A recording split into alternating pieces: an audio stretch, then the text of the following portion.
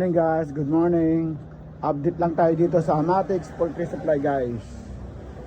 Yan po, yung update natin sa Amatics Poultry Supply. Yan. Yan, tulog yung mga mingming ko. Yan po.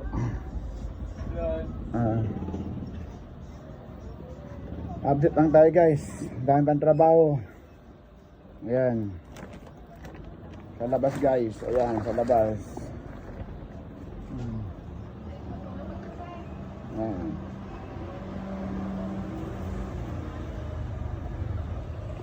May mga cut litter tayo dito. Ayan. Ayan yung mga cut litter natin. Ayan.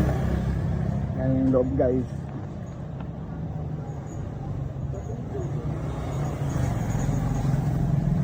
Meron din tayo ayan, mga pansikas natin.